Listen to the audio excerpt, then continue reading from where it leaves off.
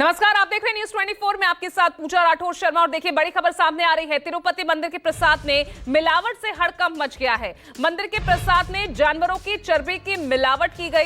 Lab report में मछली का तेल, जानवरों की चर्बी का जिक्र किया गया है। अब इस पूरे मामले में सीएम नायडू ने पूर्व की रेड्डी सरकार पर आरोप लगाया। रेड्डी सरकार के दौरान प्रसाद में मिलावट की गई, ये साफ तौर पर आरोप लगाया गया है मुख्यमंत्री चंद्रबाबू नायडू की तरफ से। तो लगातार ये मामला तूल पकड़ता जा रहा है।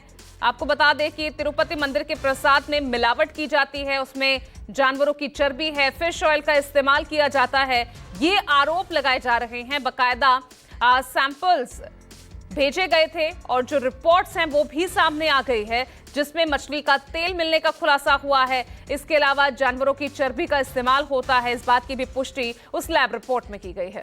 और देखिए, इसी के साथ एक बड़ी खबर सामने आ रही है। तिरुपति प्रसादम विवाद पर केंद्र ने संज्ञान लिया। केंद्र सरकार ने आंध्र प्रदेश सरकार से रिपोर्ट मांगी है।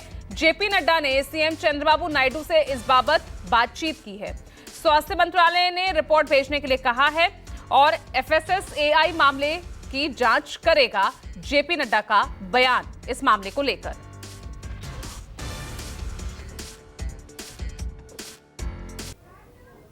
और देखिए, इसी मामले पर मेरे साथ सहयोगी जुड़ रहे हैं केजे श्रीवत्सन।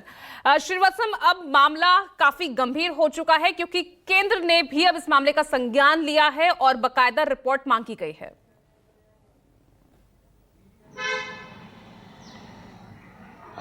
जी बिल्कुल, देखिए, केवल केंद्र ने ही संज्ञान नहीं लिया है बल्कि वाईएसआर कांग्रेस, यानी कि जिसकी सरकार के में ये पूरा आरोप लगाया कि मंदिर के प्रसाद को अपवित्र तरीके से बनाए जाने की कोशिश हुई, उसने भी हाईकोर्ट को अप्रोच किया और कहा कि इस पूरे मामले की एक बड़ी कमेटी से जांच होनी चाहिए और 25 तारीख को इस पूरे मामले पर सुनवाई होगी। लेकिन आज और दो बड़े बयान सामने आए हैं। पहला बयान तिरुपति बालाजी मंदिर के मुख्य पुजारी रमना दीक्षितलू का है। वे खुद कह रहे हैं कि पिछले 3-4 साल से मंदिर के प्रसाद को जिस परंपरा से बनाया जाना चाहिए, जिस पवित्रता से बनाया जाना चाहिए था, वह नहीं बनाया गया था।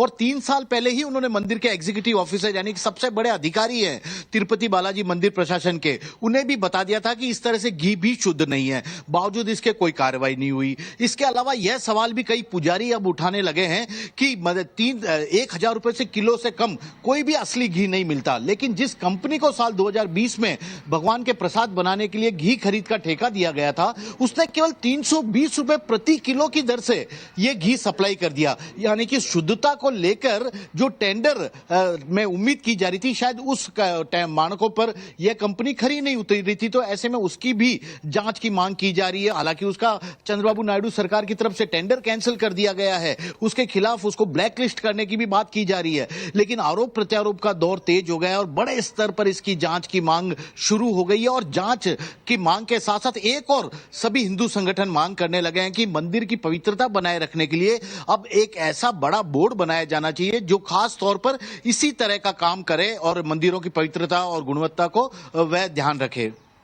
लेकिन यहाँ पर वही केजे बात वहीं वापस आ जाती है क्योंकि अपने आप को निर्दोष साबित करने के लिए जगन मोहन रेड्डी, वो उनकी पार्टी सीधा हाईकोर्ट का रुख कर लेती है। अब कानूनन वो सहारा ले रहे हैं। दूसरी तरफ इस मामले को लेकर और ज्यादा यहाँ पर पुष्टियां हो रही, जिस तरह से आपने बताया कि अब मंदिर के पुजारी भी हैं जो सामने आने लगे हैं कि किस तरह से सवाल वो पहले से खड़े कर रहे थे, जांच नहीं हो रही थी। अब यहाँ ये मामला किस ओर जाता दिखेगा ऐसे में?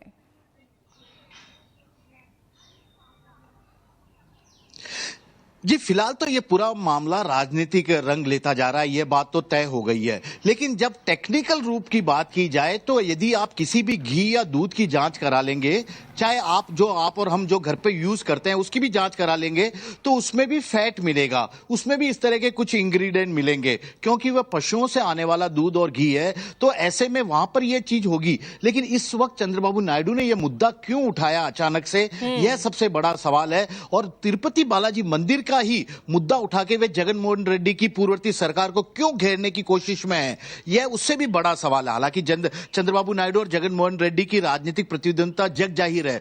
दोनों ने एक चंद्रबाबू नायडू को और जगनमोहन रेड्डी अपनी सरकार के कार्यकाल में जेल भी भेज चुके हैं।